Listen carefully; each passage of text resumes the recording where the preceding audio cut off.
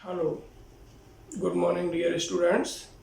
मैं पंकज कुमार राघव आपके अपने YouTube channel Raghav institute for mathematics पर एक बार फिर आपके सामने उपस्थित हूँ। आज मैं आव्यूह की एक्सरसाइज 1 लेक्चर नंबर 3 अपना पढ़ाने जा रहा हूँ। इस लेक्चर में एक्सरसाइज 1 के क्वेश्चन नंबर 5 से हम स्टार्ट करते हैं, क्योंकि एक्सरसाइज 1 के लेक्चर 2 में क्वेश्चन नंबर 4 तक हम आपको पढ़ा चुके हैं। तो देखिए, बिना बात किए हुए अपना टॉपिक स्टार्ट करते हैं। और हाँ स्टूडेंट्स फ्रेंड्स, यदि हमारे द्वारा पढ़ाया हुआ लेक्चर आपकी समझ में बहुत अच्छी तरीके से आता हो तो आप हमारे वीडियो को लाइक करें, शेयर करें और हमारे चैनल को प्लीज सब्सक्राइब करें। यदि आपको कोई प्रॉब्लम होती है हमारे द्वारा पढ़ाए हुए टॉपिक में तो आप प्लीज कमेंट बॉक्स में कमेंट्स लिखकर, शेयर लिखकर हमें बताएं, जिससे हम आने वाली वीडियो में आपकी उस प्रॉब्लम को दूर करेंगे। तो दोस्तों, आपकी जो एक्सरसाइज 3.1 चल रही है उसमें क्वेश्चन नंबर 4 तक हम करा चुके हैं। स्टूडेंट्स, अभी लॉकडाउन चल रहा है, हमारे पास लाइट की कमी है और माइक की कमी है, तो कुछ दिन एडजस्ट करें। आने वाले समय में हम इस प्रॉब्लम को दूर करेंगे। माइक के लिए आप सभी से रिक्वेस्ट है कि कृपया आप ईयरफोन का यूज करें। और लाइट की हम कोशिश करते हैं बहुत जल्दी कि ये प्रॉब्लम जो बिलिंग हो रही है, लाइट फ्लक्चुएट कर रही है, ये जल्दी से जल्दी आपकी खत्म हो। देखिए, कल हमने एक्सरसाइज 1 में आपको क्वेश्चन नंबर 4 तक पढ़ाया था। आज क्वेश्चन नंबर 5 का फर्स्ट पार्ट हम पढ़ाना स्टार्ट करते हैं। तो स्टूडेंट्स, इसमें कहा है कंस्ट्रक्ट ए 2x2 मैट्रिक्स। आपको 2x2 की मैट्रिक्स बनानी है जिसमें a इक्वल टू क्या है, aij, a equal to aij। और कितने कितने स्टूडेंट्स, हमने अभी आपको क्वेश्चन नंबर 4 पढ़ाया था, 4 पढ़ दिया था। क्वेश्चन नंबर 5 कराने जा रहे हैं हम। क्वेश्चन नंबर 5 में आपको 3x4 का मैट्रिक्स कंस्ट्रक्ट करना है, जिसके एलिमेंट्स आर गिवन बाय इस तरीके से दिए जाते हैं। तो आप क्या लिखेंगे, लेट माना a इक्वल टू इतना, और ऑर्डर क्या है 3x4। और आपको दिया क्या है, गिवन इट दिया है, क्या दिया है कि aij is equal to, aij आपको दिया है 1/2 mod -3i plus j।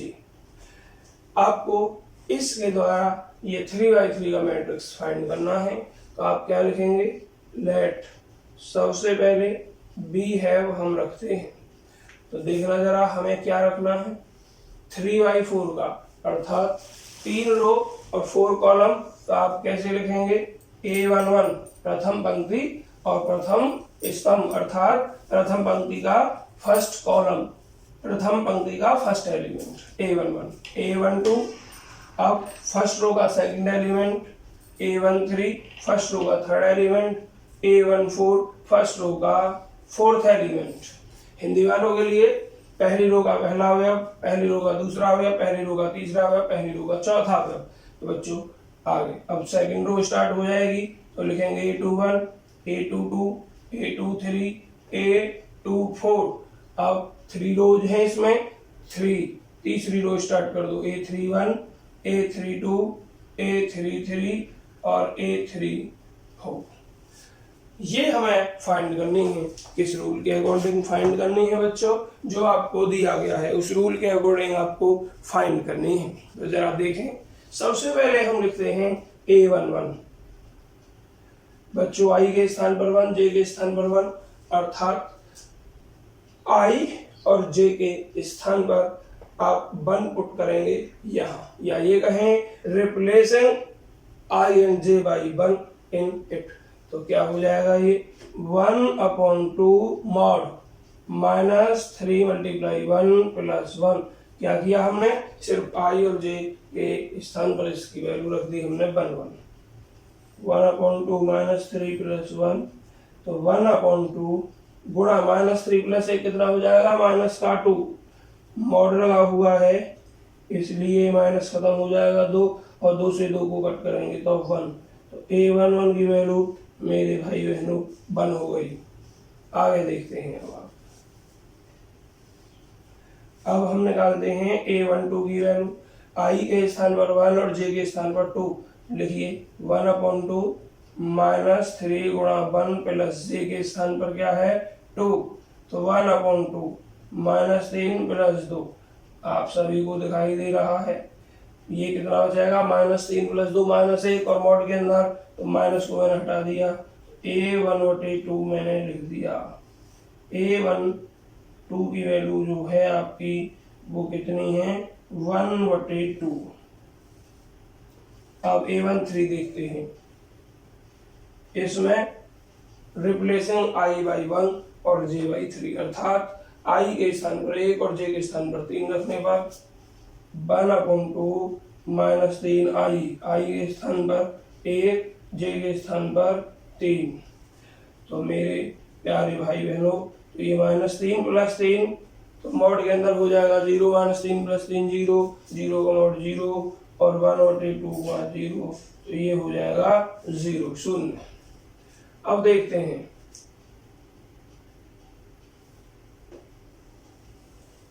A13 के बाद अब क्या आएगा A14। तो इसमें I के स्थान पर 1 और J के स्थान पर 4 रखना है। तो 1/2 माइनस का कितना 3I के स्थान पर 1 + J के स्थान पर 4 1/2 -3 + 4। तो ये बच्चों कितना हो जाएगा मॉड के अंदर 1 का मॉड 1 तो 1/2 हो जाएगा A14। अब A21 लिखना है 1/2 मॉड देखिए I के स्थान पर क्या 2 J के स्थान पर रखिए -3 × 2 + J के स्थान पर 1 रखिए 1/2 -6 + 1। तो मेरे भाइयों और बहनों ये -5 हो जाएगा और -5 का मॉड +5 तो ये 5/2 अर्थात 5/2। A21 की वैल्यू ये हो गई आपकी। अब A22 वही 1/2 I के स्थान पर क्या देख रहे हैं 2 और J के स्थान पर क्या देख रहे हैं ये वाली 2। तो -3I के स्थान 2 + J के स्थान पर भी यहाँ 2 है 1/2 -6 + 2 तो ये हो जाएगा आपका 1/2 -4 और -4 का मॉड 4 होगा प्लस का और ये 4/2 हो जाएगा 2। ये क्या हो गया आपका A22 की वैल्यू हो गई 2। बच्चों देखिए अब हमें क्या निकालना है A23। A23 में I के स्थान पर 2 और J के स्थान पर 3 रखिए 1/2 -3I के स्थान पर 2 + J के स्थान पर 3 1/2 -6 + 3 -6 + 3 कितना हो जाएगा आपका -3। लेकिन बाहर क्या लगा हुआ है मॉड इसलिए मॉड हटकर +3 आएगा तो ये हो जाएगा 3/2 A23। A24 इसमें आप स्वयं चेक करें I और J की वैल्यू। आप देख रहे हैं I की वैल्यू 2 और J की वैल्यू 4। क्या 1/2 -3I के स्थान पर 2 + J के स्थान पर 4 1/2 -6 + 4 1/2 माइनस कितना हो जाएगा यहाँ 2 -2 का मॉड कितना +2 2/2 1। A24 की वैल्यू मेरे भाइयों 1। अब जरा देखना हमें ये वैल्यू और फाइंड करनी है 4 वैल्यू और फाइंड करनी है तो सीधी सी बात हमें ये रफ करना पड़ेगा। और जब हम इसको रफ कर रहे हैं तो कहां से रफ करें बच्चों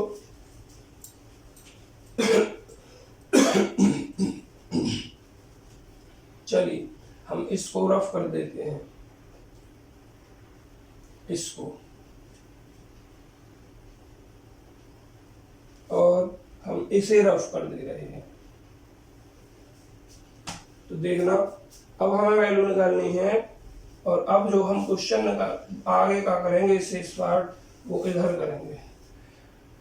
A24 के बाद A31 की वैल्यू फाइंड करनी है। A31 इसमें चेक करें जरा, I के स्थान पर 3 है और J के स्थान 1, अर्थात I is replaced by 3 and J is replaced by 1। तो क्या लिखेंगे आप, 1/2 mod माइनस 3i, I के स्थान 10 प्लस J के स्थान 1, 1/2 mod माइनस 9 प्लस 1, 1/2 माइनस का 8, मॉड हटाओगे प्लस का 8, 8 और 2 बराबर 4। A31 की वैल्यू जो हो गई यहाँ 4 हो गई। अब देखिए A32 की वैल्यू, A32 की वैल्यू 1/2, जैसा कि आप देख रहे हैं कि I रिप्लेस हो रहा है 3 के द्वारा और J रिप्लेस हो रहा है 2 के द्वारा, तो ये रखें -3, I के स्थान पर 3 और J के स्थान पर 2, 1/2 -9 प्लस 2, मैं थोड़ा डायरेक्ट लिख रहा हूँ, -9 प्लस 2 -7, लेकिन मॉड लगा हुआ है तो +7, और बाहर क्या है 1/2, तो ये मेरे भाई बहनों 7/2 हो जाता है A32 की वैल्यू। अब हम यहाँ लिखते हैं A32 के बाद लिखते हैं A33, यहाँ I और J दोनों की वैल्यू 3 है, तो रखते हैं 1/2 मॉड -3 गुणा 3 प्लस 3, तो ये कितना हो रहा है, ये 1/2 -9 प्लस 3, तो डायरेक्ट लिख रहा हूँ -9 प्लस 3 -6, मॉड लगा हुआ है +6, और +6/2 कितना हो जाएगा 3। बच्चों आपको कल भी बताया था, आज फिर बता रहे हैं कि जब संख्या के आगे मॉड होता है तो फिर संख्या वो प्लस की ही रहती है, मॉड के अंदर भले ही प्लस हो या माइनस हो, इसको हम हिंदी में निरपेक्षवान कहते हैं। और लास्ट वैल्यू आपको निकालनी है A34 की, इसकी निकालनी है A34 की। यहाँ I के स्थान पर 3 और J के स्थान पर 4 रखिए, 1/2 मॉड -3 गुणा I के स्थान 3 प्लस J के स्थान पर 4, 1/2 -9 प्लस 4, बच्चों -9 प्लस 4 आप सब जानते होंगे, -5 मॉड लगा हुआ है इसलिए +5, और बाहर 1/2 है तो गुणा करोगे 5/2 हो जाएगा। हमारे पास इन सब अवयवों का मान है, बोर्ड पर आप देख सकते हैं। तो अब हमें क्या करना है, ये सब मान यहाँ उठाकर रखने हैं। तो क्या लिखोगे अब आप, देखिए नाउ रिक्वायर्ड मैट्रिक्स, अब आप लिखेंगे आवश्यक अवयव, क्या लिखेंगे, आवश्यक अवयव।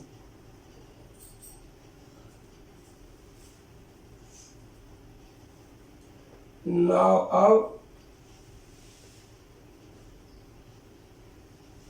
रिक्वायर्ड मैट्रिक्स, इंग्लिश में लिख दो आवश्यक अवयव, रिक्वायर्ड मैट्रिक्स है हिंदी में लिख दो आवश्यक अवयव। A इक्वल टू, देखिए A11 की वैल्यू हमने कितनी फाइंड की थी 1, तो रख दीजिए यहाँ 1। A12 की वैल्यू कितनी फाइंड की थी 1/2, A13 की वैल्यू कितनी 0, और बच्चों A14 की वैल्यू कितनी 1/2, A21 की वैल्यू कितनी 5/2, A22 की वैल्यू 2, A23 की वैल्यू 3/2 अर्थात 3/2, A24 की value 1।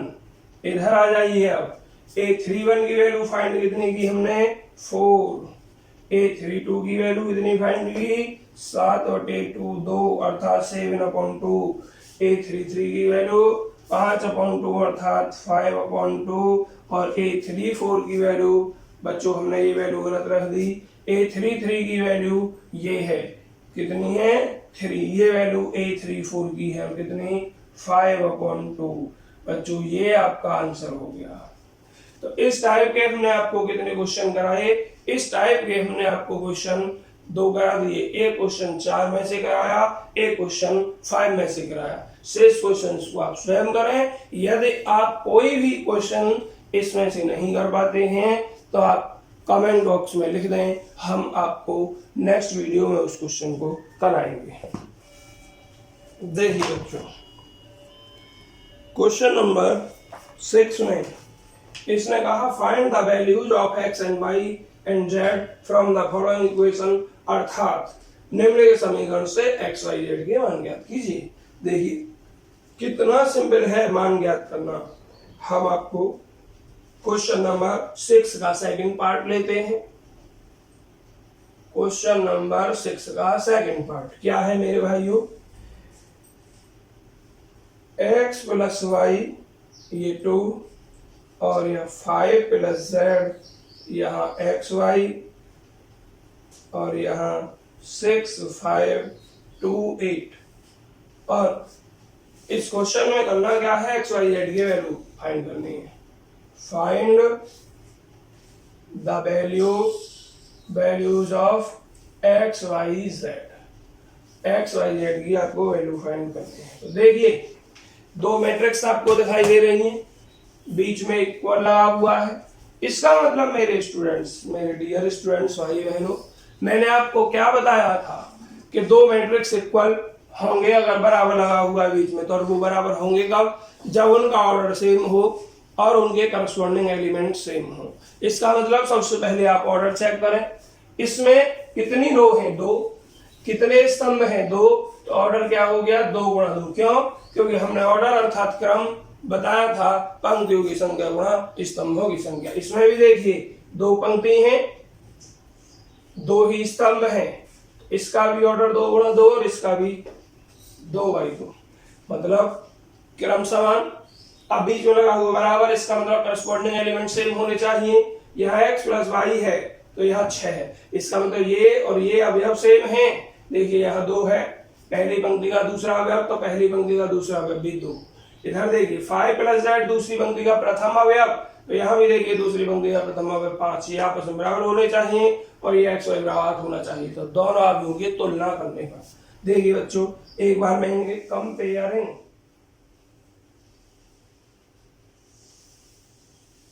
both sides x plus y is equal to 6, x y is equal to 8 और 5 plus z is equal to 5। Equation number 1 2 और ये 3। तो स्टूडेंट्स देखिए सबसे पहले इक्वेशन नंबर 3 बहुत इजी सॉल्व हो जाएगी। क्यों? क्योंकि ये 1 वेरिएबल की है, इसमें केवल एक चर है।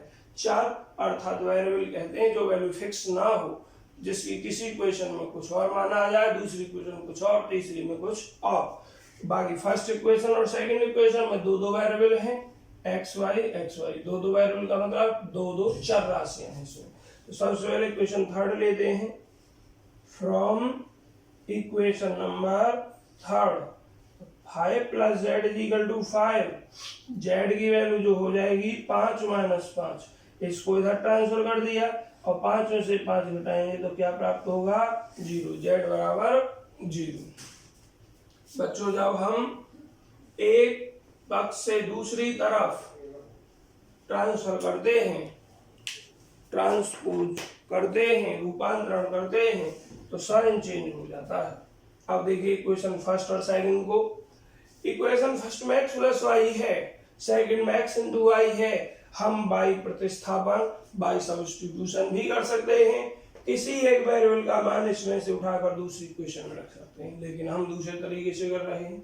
एक हम फॉर्मूला जानते हैं, वी नो दैट, हम जानते हैं, क्या जानते हैं? x माइनस वाई की घात 2 इज इक्वल टू, स्क्वायर में नहीं ले रहे, हम डायरेक्ट लिख रहे हैं फॉर्मूला, x प्लस वाई की घात 2 माइनस 4xy। बच्चों ये और ये सेम है।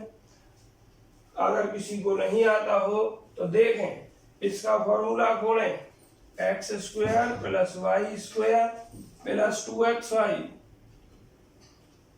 और minus 4xy। X square plus y square minus 2xy।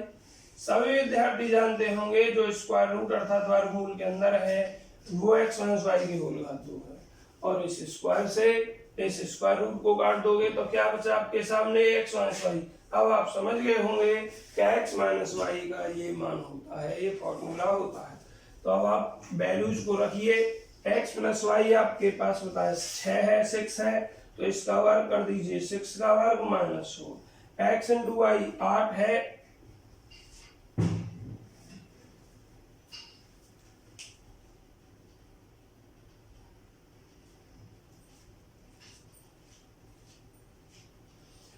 तो बच्चों ये 6 का वर्ग जो है 36 हो जाएगा, और ये 8 चौक 32 हो जाएगा। 36 में से जब आप 32 घटाओगे तो कितना हो जाएगा, अंडर रूट 4, और अंडर रूट 4 का स्क्वायर रूट होता है 2। तो ये x minus y, x minus y, x minus y, x minus y, equation इसको मान लोगे 4। हम वैल्यू z की तो फाइंड कर चुके हैं डियर स्टूडेंट्स, हमें अभी वैल्यू x और y की भी फाइंड करनी है। तो उसके लिए अब आपको इक्वेशन 1 और 4 को सॉल्व करना है। देखिए इसमें y का कोएफिशिएंट 1, इसमें भी 1, लेकिन चिन्ह का चेंज है, यहाँ प्लस का 1 या माइनस का 1, और ऐसी स्थिति में हम ऐड करते हैं। तो इंग्लिश वाले बच्चे लिख सकते हैं एडिंग इक्वेशन 1 और 4, हिंदी वाले क्या लिखेंगे समीकरण 1 व समीकरण 4 को जोड़ने पर, और सीबीएसई बोर्ड वाले लिखेंगे एडिंग इक्वेशन 1 और 4। देखिए x plus y is equal to 6, x minus y is equal to 2, यहाँ लिख देते हैं एडिंग, जोड़ने पर, y से y कैंसिल क्योंकि एक प्लस का है और एक माइनस का है, x और x 2x, और 6 और 2 8, तो x इज इक्वल टू 8 होते 2, अर्थात x इज इक्वल टू 4। अब हमें y की वैल्यू भी फाइंड करनी है, तो x की इस वैल्यू को किसी भी इक्वेशन में उठाकर रख दीजिए स्टूडेंट्स। देखिए इक्वेशन फर्स्ट में रख दीजिए, या इक्वेशन इसमें रख दीजिए, या इक्वेशन इसमें रख दीजिए। मैं क्या कर रहा हूं, मैं कर रहा हूं देखिए इस बार इंग्लिश में लिख रहा हूं, putting the value of x in equation number first. Hindi वाले बच्चे क्या लिखेंगे, इसको रखने पर, पुटिंग का मतलब रखने पर, क्या रखने पर, वैल्यू ऑफ x, x का मान किसमें, इन इक्वेशन नंबर फर्स्ट, समीकरण नंबर 1 में x का मान रखने पर। समीकरण नंबर 1 है बच्चों x प्लस वाई और 6 रखते हैं, 4 प्लस y का मान हमें फाइंड करना है, जिसका मान फाइंड करना है अर्थात जिसका मान हमें ज्ञात करना है उसको लेफ्ट हैंड में ही रखना है, बाकी सबको राइट हैंड में। तो ये ट्रांसपोज करते समय बच्चों साइन चेंज हो जाता है, 4 इधर दब जाएगा 4, तो चिन्ह माइनस का हो जाएगा, 6 में 4 घटाओगे 2, तो क्या लिख देंगे, आता है हेंस, इंग्लिश में लिखते हैं इसको hence, x is equal to 4, y is equal to 2, और z is equal to 0। Answer. सभी विद्यार्थियों की समझ में आ गया होगा क्वेश्चन। देखिए हम आपसे बार बार कह रहे हैं, अगर किसी विद्यार्थी को किसी भी प्रश्न में कोई प्रॉब्लम हो तो वो विद्यार्थी हमें कमेंट बॉक्स में लिखकर बता सकते हैं, जिससे हम अगले लेक्चर में आपकी उस प्रॉब्लम को सॉल्व कर दें और उसके बाद अपना अगला लेक्चर स्टार्ट करें।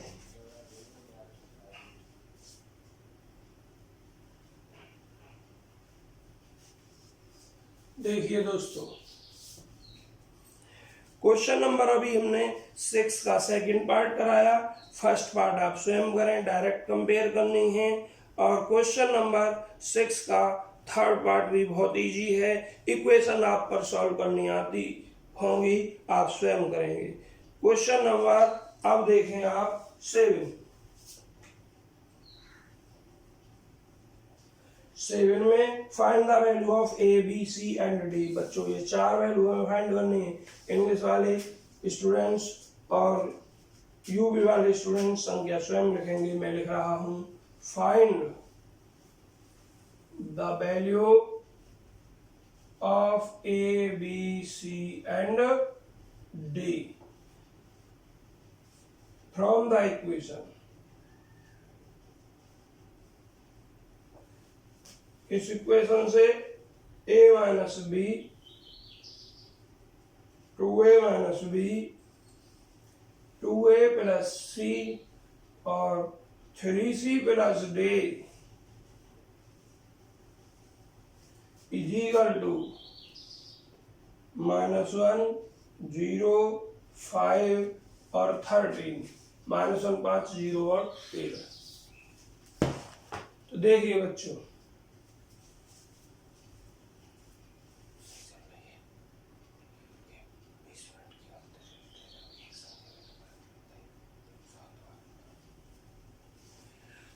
तो देखिए स्टूडेंट्स, हमें क्या करना है, कंपेयर करनी है।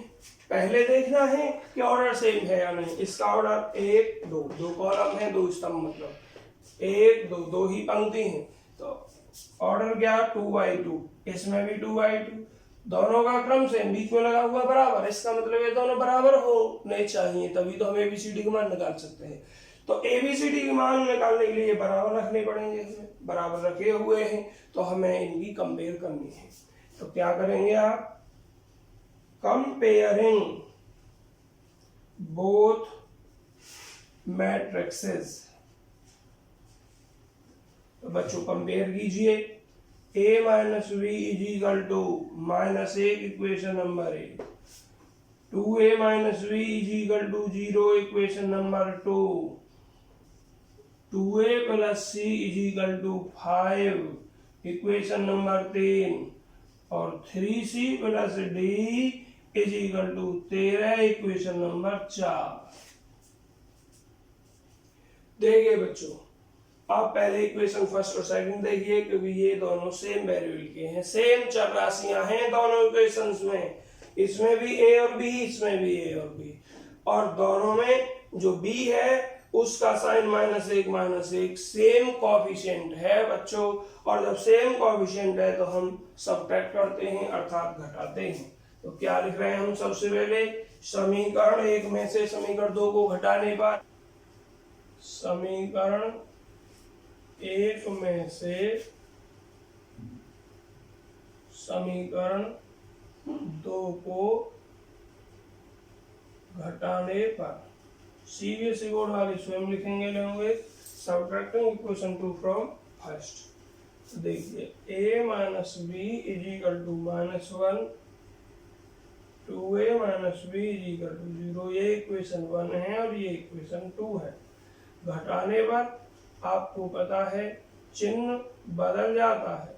जब हम दो इक्वेशंस को घटाते हैं तो नीचे वाली इक्वेशंस में जो साइन होते हैं वो चेंज हो जाते हैं। देखिए 2a प्लस का तो माइनस का हो गया, b माइनस का प्लस हो गया, a प्लस का माइनस। बात यह आई, घटा ही क्यों रहे बच्चों, दो इक्वेशंस को घटाते जब हैं, एक में से दूसरी इक्वेशन जब घटाई जाती है, जब किसी चर राशि का अर्थात वेरिएबल का, जैसे यहाँ b यहाँ पे भी कोएफिशिएंट सेम साइन का हो और कोएफिशिएंट भी सेम हो, यहाँ -1 यहाँ भी -1।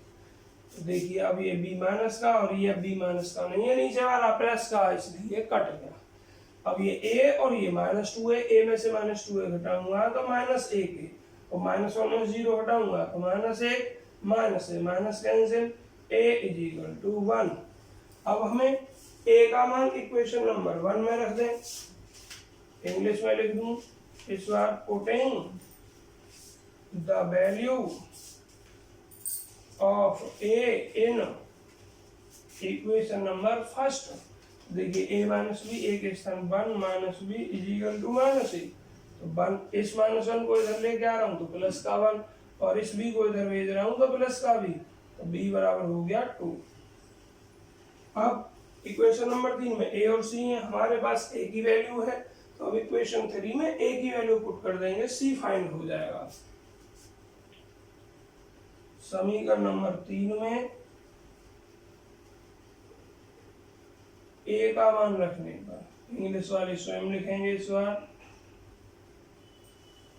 तो क्या हो जाएगा ये बच्चों, a की वैल्यू 1, 2 गुणा 1 plus c is equal to 5, 2 एकम 2 plus c is equal to 5, c is equal to 5 minus 2, 2 इधर पक्षांतर कर भेजा तो माइनस का हो गया, तो सी इज इक्वल टू 3। बच्चों 3 वैल्यू फाइंड हो गई, एक वैल्यू और हमें अभी फाइंड करनी है, उधर जगह नहीं है, इधर निकाले देते हैं। तो लिखना है अब सी का मान समीकरण नंबर 4 में रखने पर, सी का मान समीकरण 4 में रखने पर, जरा रखें, 3 गुणा सी का मान भी 3 आया है प्लस डी बराबर 13, 3 दिया 9 प्लस डी बराबर 13, डी का मान हो गया 13 माइनस 9, इधर पक्षांतर कर दिया 4। बच्चों चारों मान प्राप्त हो गए ए बी सी डी के।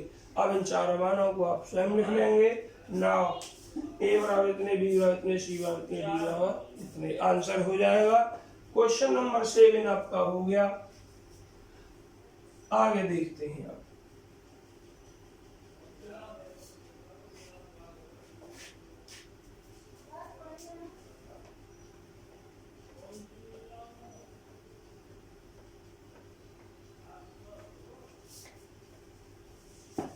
देखिए क्वेश्चन नंबर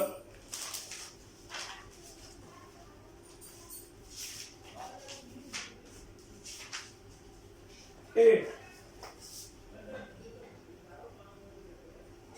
क्वेश्चन नंबर 8 में क्या है, A is equal to A I J, order m by n है, और इसने कहा इज ए स्क्वायर मैट्रिक्स,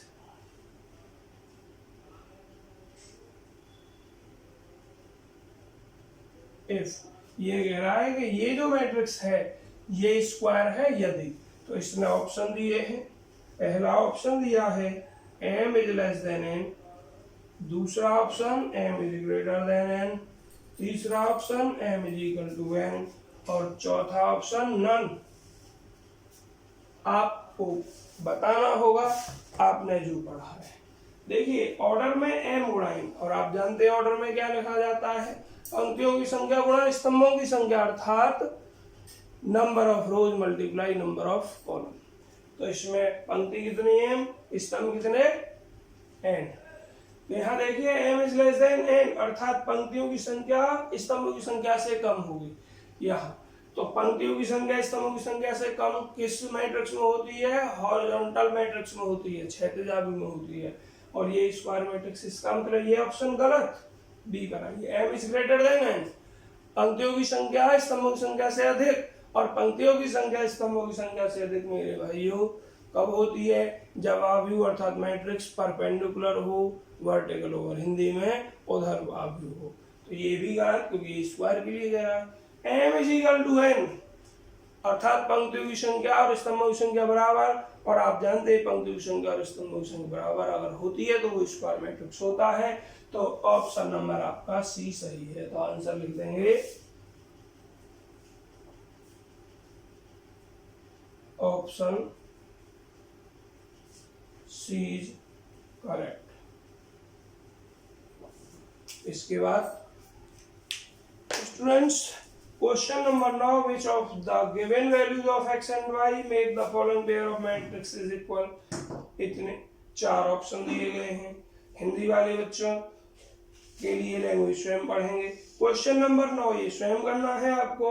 10 में क्या था, number of possible matrices of order 3x3 with each entry 0 और 1। बच्चों इस क्वेश्चन को भी आप स्वयं करेंगे, दोनों ऑप्शनल क्वेश्चन हैं। हमने आपको स्टूडेंट्स एक्सरसाइज 3.1 करा दी है। अब हम आपको अगले वीडियो में एक्सरसाइज 2 स्टार्ट करेंगे। लेकिन आप सभी विद्यार्थियों से रिक्वेस्ट है कि यदि आपको हमारे द्वारा समझाया गया लेक्चर अच्छा लगा हो, सब कुछ समझ में आया हो, कोई भी चीज ऐसी ना हो जो आपकी समझ में नहीं आई हो, तो आप हमारी वीडियो को शेयर करें, लाइक करें और हमारे चैनल को सब्सक्राइब करें। और यदि कोई प्रॉब्लम है, कोई क्वेश्चन समझ में नहीं आया स्टूडेंट्स, तो आप जरूर कमेंट बॉक्स में कमेंट्स करें, और जिनके समझ में आ गया है वो भी कमेंट्स करें कि सर हमारे समझ में बहुत अच्छे से आया है। जय हिंद दोस्तों।